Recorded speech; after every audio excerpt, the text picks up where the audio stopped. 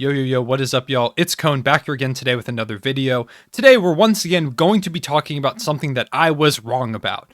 I'm wrong about things fairly often. It's kind of just a result of when you talk about sports, like I do on a YouTube channel almost every single day. At some point, you're going to say some stuff that's wrong. And one team that I was very wrong about and that I would like to apologize to are the Memphis Grizzlies. Before the season, I made my yearly predictions video, and I had them as the 11th seed in the Western Conference. There were a couple reasons why I thought they were going to regress from their really good season this last year, beating Golden State in the play-in tournament, making it to the first round of the playoffs against the Utah Jazz, where they took a really tough game one. I thought there were some reasons they were going to regress, and I will talk about those first, before then going into what is making this team so good this season.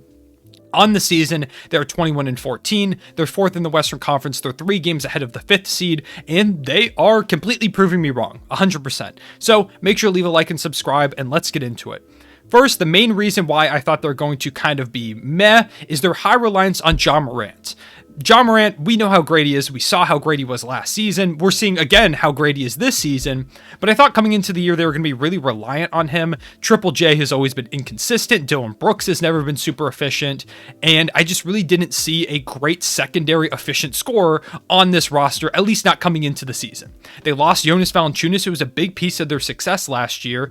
And I thought that was going to really hurt them badly. There were a lot of nights where Jonas Valanciunas looked like the best player on the court for the Memphis Grizzlies. They're also a very young team. They're the second youngest team in the league, right behind the Oklahoma City Thunder. So those 3 reasons were kind of the big ones why I thought this Grizzlies team would kind of struggle coming out of the gate. And guess what? They have not mattered. They're 10-2 without Ja Morant. In Jonas Valanciunas' absence, it hasn't really mattered. Their rebounding has still been good, like mainly Steven Adams is averaging 9.1 rebounds a game and 4.1 offensive rebounds, which is big for their offense. They're second in the league in rebounding, and the young play of them, it just really hasn't mattered. So all of the reasons why I thought the Grizzlies would struggle haven't meant anything to this Grizzlies team. So let's talk about kind of what they've been doing super well. Of course, their best player, Ja Morant, he's going to be an all-star. He's probably in most improved conversations. Let's go through some of his stats. 23.7 points per game. That's a career high. 6.8 assists, right around his career average. 5.5 rebounds a game. That's a career high. 1.5 steals. That's a career high. 47.8 field goal percentage. That's a career high. 35% three-point percentage. That's a career high. Do you kind of see a theme here? Maybe, that he's averaging career highs at pretty much every single statistic. Ja Morant is playing at such a high level. He is dynamic. He's clutch. He's gone from a guy that a lot of people kind of sagged off in the 3-point line last year to a guy who can hit threes fairly reliably. 35% is really good. And that was one of the big steps that many people needed to see for his development, for him to kind of, get to the next level. He's always been really athletic, good at finishing around the rim. He's been a good playmaker as well, but his ability to kind of stretch the floor and step out to the 3-point line not only makes teams respect him a little bit more out there, but opens up more passing lanes, and it opens up the game for his teammates as well. So this improvement that he's had has not only improved him, but it's improved the team as a whole, because while he's hitting shots, he's also opening up shots for the rest of the team. It's been good. His ability to go in and grab rebounds as well, using his athleticism to get to the rim. He's been clutch. He had a game winner just last night against the Phoenix Suns. His playmaking is dynamic. Ja Morant is just so hard to guard. He's one of those guys with this hyper athleticism. When he starts driving to the rim, you have to make a split-second decision immediately. Are you going to guard him, or are you going to shade a little bit off of him and try and play the passing lane? It's impossible to play both because he's so fast, and he's so good at kicking the ball out to 3-point shooters, and this team has some pretty decent, reliable shooters on the perimeter. So Ja Morant is going to make you pay either way you go, and if you do commit to him, sometimes he's just too athletic to keep up with and catch. So Ja Morant is playing such a great version of his game from last season. He continues to get better, and he's the best player in this team by far, and he's been one of the best teams in the Western Conference this season.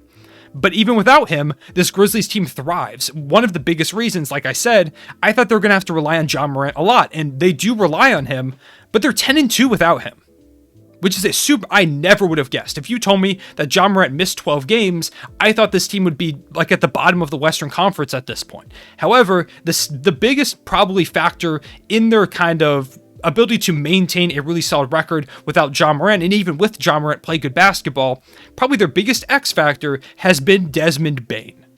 Desmond Bane was drafted last season. He made an all-rookie team, and he was a fine player, averaging 9 points per game. He was a great shooter. He was just kind of a nice role player for that team. This year, he has stepped up big time, and he is an efficient secondary scoring option for them. Sometimes third scoring option, depending if Dillon Brooks is playing or not. He's missed some time this season. But Desmond Bane is a guy that is knocking down shots at a ridiculous rate, especially for a second-year player. He's averaging 17 points per game, which is almost double what he had last year, 4.3 rebounds, 2.2 assists, shooting 47% from the field, 42.6% from three, shooting like 6 attempts a game. He's fourth in the league in threes made. He's knocking down 94% of his free throws. He's a legit second or third scoring option on any given night. He was a guy that fell in the draft a big time due to his older age. He fell to the 30th overall pick where the Grizzlies picked him up, and that was a steal. He's easily been the steal of the draft this season. Maybe I'm forgetting someone, but when I look at the way that the second-year players are playing, Desmond Bane is that guy. He's been so good. He's been their X factor. He plays solid defense. He knocks down threes, and he is that scorer that I didn't know the Grizzlies had. He has stepped up the biggest out of anyone on this roster coming from last season to this season. His breakout play is probably the biggest reason for their early season surge. Ja Morant, like I said, has been their best player, but in his absence, Desmond Bane has been so good. I believe he's averaging like 24 or so points per game in his last 7 games. He's been a monster. And so Desmond Bane's continued great play is something that I really just didn't see coming. We look at Dillon Brooks. He's playing his usual form of really annoying physical defense that really gets in guys' heads. That is a player that pretty much every great team needs. Every great team needs someone who's pretty annoying. It just happens. In addition, he's scoring way more points than I thought he would. He's scoring around 19 points per game. His efficiency isn't still quite where you'd like it to be. He's shooting 33% from three and 42% from the field, but he's scoring when it matters. And when you have him guarding the opposing team's best player pretty much whenever they're on the court, it's not super realistic to expect him to be like a 40% three-point shooter or anything. So what he's doing right now is fine. His shot selection, sure, questionable at times. It happens. He's a very similar Marcus Smart type player. He's a great defender, questionable shot selection. He's going to make some big-time plays, and some of those big-time plays that he makes at the end of the game, the hustle plays, are going to win you some games at times. You need a player like that. And the way that he's been playing, he had a 30-point game the other night. Dillon Brooks is a guy who steps up big in the absence of other guys, which is kind of a theme on this roster. You've got Jaren Jackson Jr., who's averaging 16.5 points per game, 5 rebounds, 2 blocks. His efficiency once again is down, but I do think that will somewhat come around. I think he's still kind of finding his rhythm. He missed a lot of last season, and so I still think he's kind of getting back into things. He's playing solid defense. He's been, like I mentioned, 2 blocks, so he's been a solid rim protector, and he's contributing alongside Dillon Brooks and pretty much everyone on this roster to what has been a top 6 defense. Him, Dillon Brooks, Steven Adams, who's a great rebounder and is great for the physical defensive identity of this Memphis team, are really helping this Memphis team kind of shape the way that they want to play. They are physical. They're going to attack you. They're just going to body up on you and make everything super difficult, whether you're trying to guard them or whether you're trying to score on the opposing end. Everything that the Grizzlies do is make it so tough on their opponents. You consider other guys, DeAnthony Melton, 10.5 points per game, 4 rebounds, 2.7 assists, 1.5 steals. He's been a great backup guard and a really solid defender. Kyle Anderson does a little bit of everything. A good defender, a decent playmaker. He hits shots. He can hit some threes. He does a little bit of everything. You've got Tyus Jones, John Conchar, who has been really solid in his couple of starts recently. Xavier Tillman, Brandon Clark. This team is deep. And they've got great defenders all across the roster, guys who are buying into the roles that they need to play, and they have this great big next man up mentality. Every player on this team is ready to step into the role that they need to play. You've got Ja Morant out, cool. Desmond Bane will step up scoring. Dillon Brooks will step up scoring. DeAnthony Melton will step up playmaking. Everyone does a little bit of everything. Despite facing a lot of, missing Ja Morant for some time, missing Dillon Brooks, this Memphis team keeps on rolling. And that's super impressive for a young team. Typically, when young teams are missing some of their better guys, they kind of fall apart. They rely a lot on their young star, and that's not the case at all for this Memphis team. Without Ja Morant, they're 10-2. I know I've said that multiple times, but that is amazing to me because before the season, I never would have seen that coming. So, the Grizzlies have done a great job playing physical. They're scoring better than I thought they would. They're rebounding better than I thought they would. Taylor Jenkins has done a great job planning around everyone's strengths on this team. This is a roster that really emphasizes their players' strengths. You've got guys that complement each other very, very well, and Memphis has done such a good job rebuilding in such a short period of time. They have drafted super well. They've made smart trades. They've made good moves. They've kept guys. They found steals late in the draft. Everything that they've done has been really, really impressive. They've turned this team around super quick, and at this point, I can realistically see this team getting a top 4 seed in the Western Conference. I don't think this is a fluke. I think this is a legit team that is coming together. And when you look at them long term, they look like a team that is set for the future, maybe more than almost any other team in the NBA. They're the second youngest team in the league, and right now they're firmly in the 4 seed in the Western Conference, with most of their young stars being 23 or younger.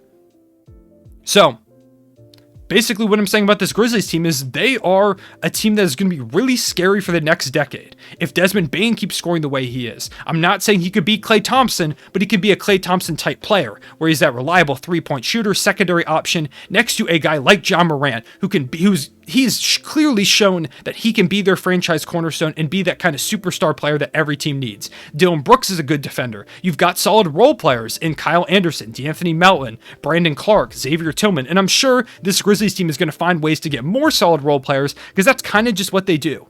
They've been drafting well, they've been signing well. The Grizzlies are orchestrating this rebuild to kind of perfection. And so basically, shout out to the Grizzlies for making me look like an idiot, because they have. They've been playing great basketball, and they're super fun to watch as well.